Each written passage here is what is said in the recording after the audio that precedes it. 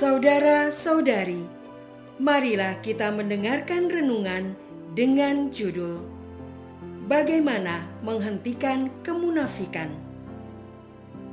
yang berdasarkan pada Injil Matius bab 23 ayat 30 sampai 32. Kamu berkata, jika kami hidup di zaman nenek moyang kita, tentulah kami tidak ikut dengan mereka dalam pembunuhan nabi-nabi.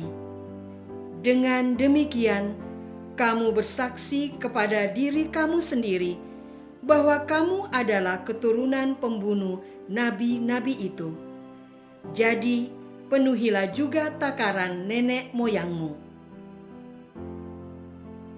Dalam nama Bapa dan Putra dan Roh Kudus. Amin. Saudara-saudari terkasih dalam nama Tuhan Yesus Kristus. Yesus berkata kepada orang banyak dan para murid-Nya, "Celakalah kamu, hai ahli-ahli Taurat dan orang-orang Farisi, hai kamu orang-orang munafik, sebab kamu sama seperti kuburan yang dilabur putih, yang sebelah luarnya memang bersih tampaknya, tetapi yang sebelah dalamnya penuh tulang belulang dan berbagai jenis kotoran. Demikian jugalah kamu, di sebelah luar kamu tampaknya benar di mata orang, tetapi di sebelah dalam kamu penuh kemunafikan dan kedurjanaan. Celakalah kamu, hai ahli-ahli Taurat dan orang-orang Farisi, hai kamu orang-orang munafik, sebab kamu membangun makam nabi-nabi dan memperindah tugu orang-orang saleh dan berkata, jika kami hidup di zaman nenek moyang kita, tentulah kami tidak ikut dengan mereka dalam pembunuhan nabi-nabi itu. Tetapi dengan demikian, kamu bersaksi terhadap diri kamu sendiri bahwa kamu adalah keturunan pembunuh nabi-nabi itu. Jadi, penuhilah juga takaran nenek moyangmu." Saudara-saudari terkasih, firman pada hari ini kembali berisi kecaman Yesus kepada para ahli Taurat dan orang Farisi. Apakah yang sesungguhnya dikecam oleh Yesus? Apakah perilaku melabur putih kuburan agar tampak bersih? Ataupun membangun makam nabi dan memperindah tugu orang saleh dalam rangka menempatkan mereka sebagai bagian dari hidup kita sebagai contoh keteladanan? Apa yang salah dengan perilaku tersebut? Tentu saja tidak ada yang salah. Oleh karena itu, bukan perilaku tersebut yang dikecam oleh Yesus, melainkan keselarasan kondisi batin tersembunyi dengan perilaku yang ditunjukkan.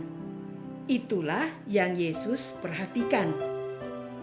Yesus menegaskan inti kecamannya, yaitu kemunafikan, yang artinya berpura-pura, bermuka dua, atau menutupi keburukan yang ada dengan berusaha menampilkan kebaikan. Yesus meminta agar kita berhenti menolak kelemahan dan memaksakan diri berpura-pura kuat. Yesus ingin kita berani menghadapi kenyataan secara apa adanya. Saudara-saudari terkasih, adalah seorang istri yang memendam kekecewaan terhadap suami. Ia merasa lelah karena suaminya dari dulu sampai sekarang belum mampu menafkahinya secara stabil dan sejahtera. Dari 25 tahun usia perkawinan mereka, hanya ada masa selama 4 tahun saja di mana ia merasa aman tercukupi. 21 tahun sisanya, ia merasa cemas, khawatir, bahkan sekedar untuk bisa makan pada hari ini. Ia sudah menyampaikan pandangan dan umpan baliknya secara santun kepada suami. Namun, suaminya tidak kunjung berubah. Setelah tabungan keluarga habis, akhirnya sang istri mengambil tanggung jawab utama untuk menafkahi keluarga. Ia pun lelah, baik secara fisik, terlebih secara mental. Di satu sisi, ia sesungguhnya merasa muak dan ingin suaminya berubah menjadi lebih sanggup bertanggung jawab menafkahi keluarga.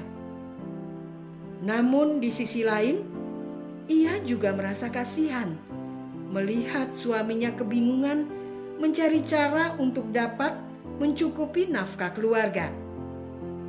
Ia sadar bahwa suaminya sudah berusaha terbaik yang dibisanya, meski hasilnya tidak memadai.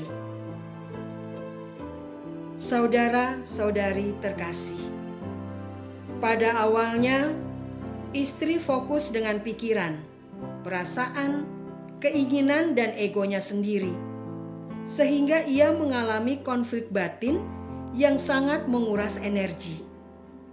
Namun pada akhirnya, istri bersedia memandang situasi hidup dari kacamata pandang yang lain, di luar kepentingannya pribadi. Saat ia melepaskan kepentingannya, hatinya menjadi lebih peka dan dapat memahami kondisi suaminya. Kesadaran baru ini melahirkan rasa belas kasihan dan hasrat tulus ingin membantu suaminya bersama memikul beban. Ia jadi merasa siap sedia untuk turut menjawab tanggungan menafkahi keluarga tanpa hitung-hitungan mengenai siapa yang seharusnya lebih banyak berkontribusi.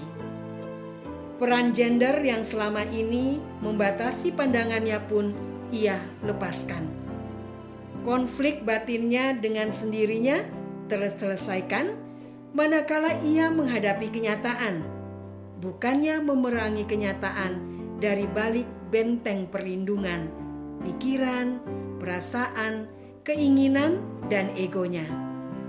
Ia tidak lagi terbelah dua, melainkan jadi dapat berfungsi penuh untuk menaklukkan tantangan hidup. Bagaimana kita menghentikan kemunafikan? Bersediakah kita untuk berhenti, diam sejenak, melepaskan kepentingan pribadi dan mencermati rahmat terberi di muka? Marilah kita berdoa. Tuhan Yesus, terima kasih. Teguran keras-Mu melalui firman pada hari ini.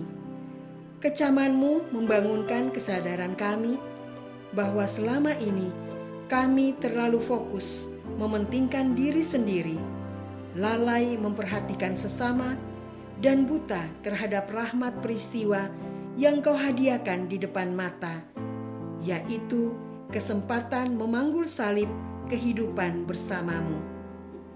Yesus, kami sungguh mau mengikuti jejak-Mu. Amin.